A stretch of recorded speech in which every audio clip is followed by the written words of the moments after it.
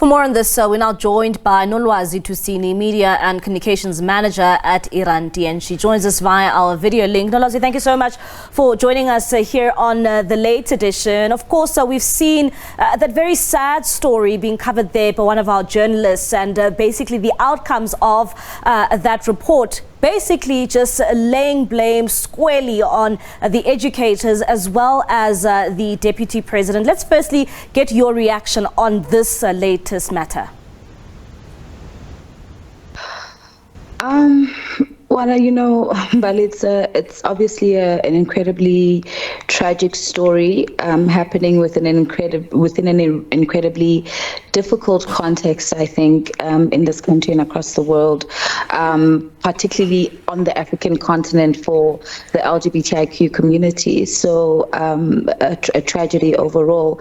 And I think it's also important to hold the Department of Basic Education accountable as well as the school officials that were involved in this particular case. And, you know, when you zoom into the story and you look at the teachers and you look at, you know, the society that one grows up in, what does this actually say about us and, you know, the society we are growing up in, where someone is actually, a child here, is essentially being victimized because of their choice of their sexual orientation? Well, there are a number of things. The first is sexual orientation isn't necessarily a choice. This is an important thing to highlight because a lot of homophobic rhetoric rests on the idea that it is a lifestyle and it is a choice, etc. So that is an important thing to dispel. The second one is that I think it shows quite clearly the values gap between who our Constitution says this country is and who our society is in reality. And that there's a gap between those two value sets, and that this is a gap that needs to be closed. I think it also speaks to the lack of proper training of people who are then entrusted with the children of this nation, not only as relates to the LGBTIQ community, but around sexual and sexual reproductive health education and sexuality education as a whole.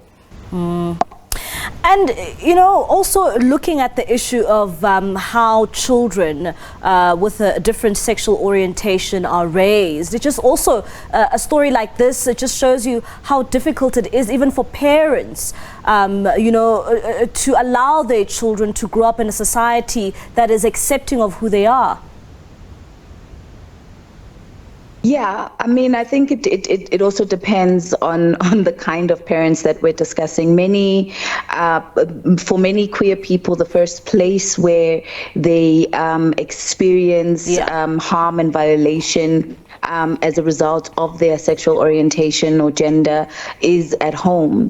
And so it is a lucky few in this country and across the world that are blessed to have families that are supportive. So I think it becomes a compounding of a number of things. I mean, you know, the Constitution calls it discrimination. Some people call it human rights violations, but what it is actually violence, a level of psychological violence that runs really deeply. And this is why we find ourselves in a situation where a 12-year-old has died of suicide. What needs to change, you know, in our country, in our society, you know, to be more accepting of, you know, people from, you know, whichever backgrounds and whichever form of community they choose to be part of? Because it's quite clear here that this child was not only victimized, you know, by a deputy principal. This is also by, you know, the educators who are supposed to be there to protect children, especially in a place of learning. Yeah. A number of things need to change. I just want to highlight something as well, Mali, in the sense that I think that the investigation looked specifically at the adults in this situation, as it should have. But the equality clauses in our constitution and our legislation don't only apply vertically, they apply horizontally as well, which is to say that it is educators' responsibility to not do this kind of harm, but also to better manage when it happens amongst children and model particular kinds of behavior. And I think that that's an important thing to mention, because there's a high likelihood that this child experienced bullying from other children as well. But to go back to your question in terms of what needs to change, I think that we need to close the gap between the aspirations of our constitution and who we are in reality and the ways in which we move as a society. I think that we need to reconsider the ways in which we think about gender and sex and gender roles, because those patriarchal and sexist notions of gender are part of the reason why you see such high levels of homophobia in this country.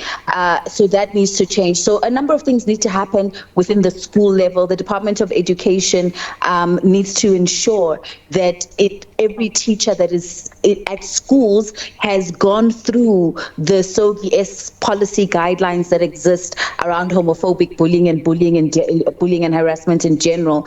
There needs to be a level of conscious raising amongst our communities, which is part of the work that Iranti does, and a strengthening of policy. But more than anything else, I think a change in attitude and a move towards human rights-based visioning of a new South Africa is important. And you speak a lot about training, and training for teachers and training for the environment of where learners are taught. Do you think that this training also needs to apply for the children at the school? Because at the end of the day, you are saying that this research is solely focused on the educators, and you are saying that the chances of this child being bullied by other learners is quite high here. Yes, well, the guidelines as they exist right now, the Department of Education, SOGS guidelines that speak to homophobic harassment and bullying in schools, speak not only to what teachers and the adults in that space or that schooling community need to know, but also how it is that issues around the LGBTIQ community can be addressed with the children that are in those schooling communities.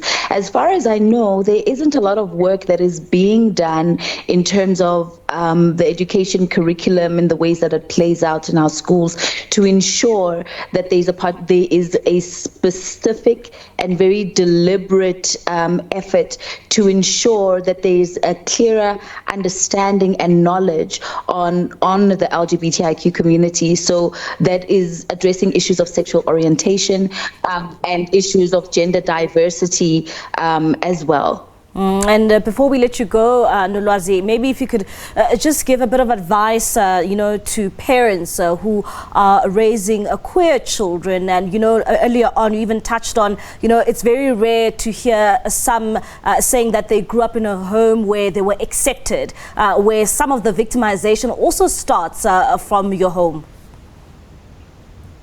I think my advice would be for parents in general, especially ones with queer children, but parents in general, which is to say that children are not objects through which you live through your desires. Children are not objects that belong to you as a parent. Children are human beings that are deserving not only of protection, but of the full realization of their human rights. And so in the same ways that we are against domestic violence when it happens amongst adults, we should be against it when it is directed towards children in particular kinds of ways. I think the biggest problem in our society as it relates to the safety of children is the dehumanization of children and the cheap treatment of all children, especially queer children, as objects and as less than human.